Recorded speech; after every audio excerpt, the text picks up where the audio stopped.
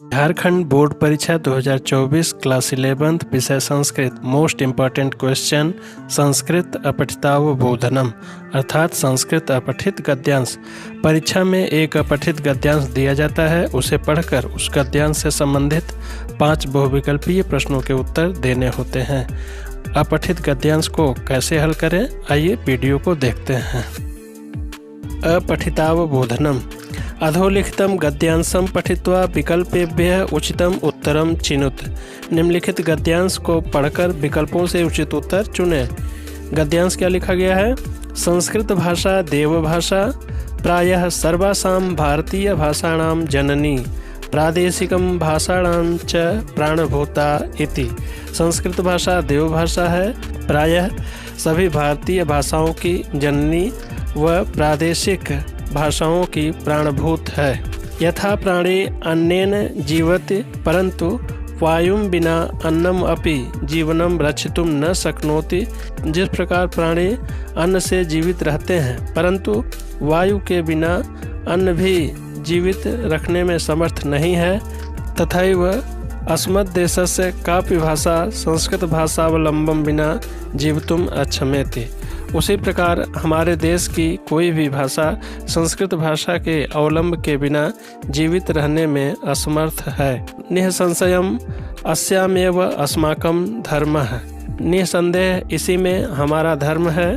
अस्माकं इतिहासः हमारा इतिहास है। अस्माकं भूतं भविष्यं च सर्वं सुसन्निहितम् अस्ति। हमारा भूत और भविष्य सब कुछ सन्निहित है। आइए इस गद्यांश के आधार पर हमें प्रश्न के उत्तर देने हैं। पहला प्रश्न है संस्कृत भाषायाः अपरम नाम किम अस्ति। संस्कृत भाषा का एक अन्य नाम क्या है? विकल्प दिया गया है जनभाषा, लोक भाषा, देवभाषा, समभाषा। तो इसका सही उत्तर हो जाएगा ग देवभाषा। अगला प्रश्न संस्कृत भाषा कासाम प्राणभूता अस्ति। संस्कृत भाषा किनकी प्राणभूता है? तो विकल्प दिया गया है प्रादेशिक भाषाणाम, लोक भाषाणाम, देव भाषाणाम, आंग्ल भाषाणाम। तो सही उत्तर हो जाएगा क प्रादेशिक भाषाणाम। माता अस्य पदस्य कृते गद्यांशे किम पदम प्रयुक्तम। माता इस पद के लिए गद्यांश में कौन सा शब्द प्रयुक्त है? विकल्प दिया गया है अम्बा, दारा, भार्या, जननी। तो सही विकल्प हो जाएगा घ जननी। भूतम इति पदस्य विपरीतार्थक पदम अत्र प्रयुक्तम। भूतम इस पद का विलोम पद यहाँ क्या प्रयुक्त है? विकल्प दिया गया है वर्तमानम, अभूतम, भविष्यम, पिशाचम। सही विकल्प हो जाएगा ग भविष्यम। अगला प्रश्न है तथैव पदस्य संधि विच्छेदम किम। तथैव इस पद का संधि विच्छेद क्या होगा? विकल्प दिया गया है तथा जोड़ एव, तथ जोड़ एव, त जोड़ थैव, तथि जोड़ एव। सही विकल्प हो जाएगा क तथा जोड़ एव, क्योंकि यहाँ वृद्धि संधि हुई है। सबसे पहले वीडियो को लाइक करें, अगर चैनल पर नए हैं तो चैनल को सब्सक्राइब करें व बेल नोटिफिकेशन को ऑन कर दें, जिससे वीडियो की नोटिफिकेशन मिलती रहे। नमो नमः, मैं ब्रजेश त्रिपाठी, आप देख रहे हैं संस्कृत व्यूअर्स यूट्यूब चैनल। आइए वीडियो को शुरू करते हैं। अधोलिखित गद्यांश को पढ़ करके विकल्पों से उचित उत्तर चुनें। आइए गद्यांश को एक बार पढ़ लेते हैं। भारते षड् ऋतवः सन्ति। भारत में 6 ऋतुएं हैं। तेषु बसंतः ऋतुराजः कथ्यते। उनमें बसंत ऋतु को ऋतुओं का राजा कहा जाता है। चैत्रे वैशाखे च मासे वसंतः भवति। चैत्र और वैशाख महीने में बसंते 2 प्रमुखौ उत्सवौ भवतः। बसंतोत्सवः होलिकोत्सवः च। बसंत में 2 प्रमुख उत्सव होते हैं, बसंत का उत्सव और होली का उत्सव। बसंतोत्सवे सर्वत्र प्रमादो भवति। बसंतोत्सव में सभी जगह प्रमाद होता है। नराः नार्यश्च सर्वत्र गायन्ति नृत्यन्ति च। लोग स्त्रियां सभी गाते हैं और नृत्य करते हैं। होलिकोत्सवः फाल्गुन मासस्य पूर्णिमायां भवति। होलिकोत्सव फाल्गुन महीने की पूर्णिमा तिथि को होता है। हर्षातिरेकेण नराः नार्यः युवानः वृद्धाः बालकाश्च प्रसन्नाः भवन्ति। हर्षातिरेक से लोग स्त्रियां, युवक, वृद्ध, बालक सभी प्रसन्न होते हैं। जनाः परस्परं रक्तवर्णं रक्तचूर्णं च प्रक्षिपन्ति। लोग एक दूसरे पर लाल रंग के अबीर गुलाल फेंकते हैं। द्वेषम विस्मृत्य सर्वे परस्परम मिलन्ति। द्वेष को भुलाकर सभी परस्पर मिलते हैं। आइए अब इसके आधार पर प्रश्नों के उत्तर देखते हैं। भारते कति ऋतवः सन्ति। भारत में कितनी ऋतुएं हैं? विकल्प है 5, 6, 7, 4। सही विकल्प है ख 6। उत्तर हो जाएगा पहले का ख 6। ऋतु राजा कह कथ्यते, अर्थात ऋतुओं का राजा किसे कहा जाता है? विकल्प दिया गया है वर्षा, हेमंतः, वसंतः, ग्रीष्मः। सही विकल्प है वसंत। उत्तर हो जाएगा दूसरे का ग वसंतः। तीसरा प्रश्न, होलिकोत्सवः कदा भवति। होली का उत्सव कब होता है? विकल्प दिया गया है वर्षा काले, फाल्गुन मासे, ज्येष्ठ मासे, ग्रीष्म काले। सही विकल्प है फाल्गुन मासे। उत्तर लिखेंगे हम तीसरे का ख फाल्गुन मासे। चौथा प्रश्न, कम विस्मृत्य सर्वे परस्परम मिलन्ति। किसको भुलाकर सभी परस्पर मिलते हैं? विकल्प दिया गया है क्रोधम, स्नेहम, हर्षम, द्वेषम।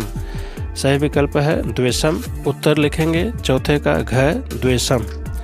अगला प्रश्न, विस्मृत्य इति पदे कः प्रत्यय। विस्मृत्य इस पद में कौन सा प्रत्यय है? ल्यप, कत्वा, कत, तुमुन।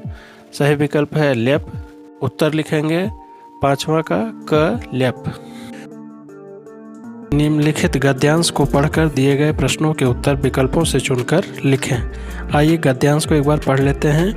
अस्माकं जीवने अनेके जनाः सहचारिणः भवन्ति यथा मित्राणि बान्धवाः आदयः। हमारे जीवन में अनेक लोग हमारे साथ होते हैं, जैसे मित्र, परिवार के लोग आदि। परम विपत्ति काले एव एतेषां मूल्यांकनं भवति। परंतु विपत्ति काल में ही इनका मूल्यांकन होता है। आचार्येण चाणक्येन उक्तम यह जनः रोग समय भवतः पार्श्वे तिष्ठति स एव यथार्थः सहचरः भवति। आचार्य चाणक्य ने कहा है कि जो व्यक्ति रोग के समय अर्थात बुरे समय में बहुतः आपके पास रहता है, वह ही सही अर्थों में आपका साथी होता है। यदा जीवने कोऽपि भयंकरं कष्टं प्राप्नोति तस्मिन् समये च यः जनः साहाय्यं करोति सः निश्चयेन सत्यः सखा भवति। जब जीवन में कोई भी भयंकर कष्ट प्राप्त करता है, उस समय में जो व्यक्ति सहायता करता है वह निश्चय से सच्चा मित्र होता है। एतादृशैः जनैः सह कदापि मित्रता न त्यजनीया। ऐसे लोगों के साथ कभी भी मित्रता नहीं छोड़नी चाहिए। यथार्थ मित्राणि तो सदैव सम्माननीयाः। सच्चे मित्र तो सदैव सम्मान के योग्य हैं। आइए अब इनके आधार पर हम लोग प्रश्नों के उत्तर देख लेते हैं। मित्राणाम मूल्यांकनम कदा भवति। मित्रों का मूल्यांकन कब होता है? विकल्प दिया गया है संपत्ति काले, ददाति काले, विपत्ति काले, उन्नति काले। यहाँ देखिए गद्यांश में लिखा है विपत्ति काले एव एतेषां मूल्यांकनम भवति, अर्थात विपत्ति काल में ही इनका मूल्यांकन होता है। तो सही उत्तर हो जाएगा पहले का ग विपत्ति काले। के सम्माननीयाः भवन्ति। कौन सम्मान के योग्य होते हैं? विकल्प दिया गया अमित्राणि, कुमित्राणि, सौमित्राणि और यथार्थ मित्राणि। तो यहाँ देखिए गद्यांश में सबसे नीचे लिखा हुआ है यथार्थ मित्राणि तु सदैव सम्माननीय, अर्थात जो सच्चे मित्र होते हैं वो सदैव सम्मान के योग्य होते हैं। इसलिए सही उत्तर हो जाएगा दूसरे का घ यथार्थ मित्राणि। तीसरा क्वेश्चन, यथार्थ मित्रैः सह का न त्यजनीया। यथार्थ मित्रों के साथ क्या त्याग नहीं करनी चाहिए? विकल्प दिया गया शत्रुता, मित्रता, रिपुता, ईर्ष्या। गद्यांश में लिखा हुआ है कि एतादृशैः जनैः सह कदापि मित्रता न त्यजनीया। यथार्थ मित्रों के साथ कभी भी मित्रता नहीं छोड़नी चाहिए। अतः सही उत्तर हो जाएगा ख मित्रता। कष्टम इति विशेषस्य विशेषण पदम अत्र किम प्रयुक्तम। कष्टम इस विशेष पद का विशेषण पद यहाँ क्या प्रयुक्त है? विकल्प दिया गया है भयंकरम, सत्यः, कदापि, निश्चयम। गद्यांश में यहाँ देखिए लिखा हुआ है भयंकरम कष्टम, अर्थात कष्ट कैसा है? भयंकर है। तो कष्ट यहाँ विशेष्य है और भयंकर इसका विशेषण है। प्रश्न में विशेषण पूछा गया है तो उत्तर हो जाएगा चौथे का क भयंकरम। एतेषाम पदे का विभक्ति। एतेषाम इस पद में कौन सी विभक्ति है? तो विकल्प दिया गया चतुर्थी, पंचमी, षष्ठी, सप्तमी। सही विकल्प हो जाएगा ग षष्ठी। सर्वविध विटपीनां मध्ये स्थितः अश्वत्थ वृक्षः वदति। सब प्रकार के वृक्षों के मध्य भाग में स्थित पीपल का पेड़ बोलता है। क्या बोलता है? अद्य मानव वार्ता एव अस्माकं समालोच्य विषयः। आज मानव वार्ता ही हमारी आलोचना का विषय है। मानवनां सर्वासु सृष्टिधारासु निकृष्टतमा सृष्टि। मनुष्य नाम वाले प्राणी सारी सृष्टि परंपरा में अत्यधिक नीच सृष्टि है। मनुष्याणाम हिंसा वृत्ति तो निरवधि। मनुष्यों की हिंसा वृत्ति तो असीम है। पशु हत्या तो तेषाम आक्रीडनम। पशु की हत्या अर्थात पशुओं का वध उनका खेल है। केवलम विक्लांत चित्त विनोदाय महारण्यम उपगम्य ते यथेच्छम निर्दयम च पशुघातम कुर्वन्ति। केवल थके हुए मन के विनोद के लिए बड़े जंगल के पास जाकर वे इच्छानुसार दया रहित पशुओं को मारते हैं। तेषां पशु प्रहार व्यापारम अवलोक्य जड़ानामपि अस्माकं विदीर्यते हृदयम्। उनकी पशुओं पर प्रहार की क्रिया को देखकर जड़ होते हुए भी हमारा हृदय विदीर्ण हो जाता है। विटपीनां मध्ये स्थितः कः वदति। वृक्षों के मध्य में स्थित कौन बोलता है? तो सही विकल्प होगा पहला अश्वत्थ वृक्ष है। समालोच्य विषय कः। आलोचना का विषय है। सही विकल्प है तीसरा मानव वार्ता। केषां हिंसा वृत्ति निरवधि। किनकी हिंसा वृत्ति असीम है? तो सही विकल्प होगा पहला मनुष्याणाम। चित्त विनोदाय मनुष्याः महारण्ये किम कुर्वन्ति। मन के विनोद के लिए मनुष्य बड़े जंगल में क्या करते हैं? तो सही विकल्प होगा चौथा पशु घातम अर्थात पशुओं की हत्या करते हैं। समुचित शीर्षकम चिनुत अर्थात इसका समुचित शीर्षक चुनिए, क्योंकि इस गद्यांश में मनुष्यों की निर्दयता के विषय में बताया गया है। अतः इसका सही शीर्षक होगा दूसरा विकल्प मनुष्याणाम निर्दयता। निम्नलिखित गद्यांश को पढ़कर उस पर आधारित प्रश्नों के उत्तर दीजिए। प्रश्न हल करने से पूर्व गद्यांश को एक बार अवश्य पढ़ लेना है। आइए हम प्रश्न देखते हैं। प्राणिनः कः धारयति। प्राणियों को कौन धारण करता है? विकल्प है क जलम, ख गगनम, ग वायु, घ धरा। गद्यांश में प्रयुक्त है धरा प्राणिनः धारयति। पृथ्वी सभी प्राणियों को धारण करती है, अतः सही उत्तर घ धरा होगा। मनुष्याणाम जीवने कदा उन्नतिः भवति। मनुष्य के जीवन में कब उन्नति होती है? क आलस्येन, ख उदारेण, ग कर्तव्य पालने, घ धनेन। गद्यांश में प्रयुक्त है मनुष्याणाम जीवने कर्तव्य पालन गण एव सर्वदा उन्नतिर्भवति। मनुष्य के जीवन में कर्तव्य पालन से ही हमेशा उन्नति होती है, इसलिए सही उत्तर होगा ग कर्तव्य पालनेन। तपति इति क्रियापदस्य कर्तृपदम किम।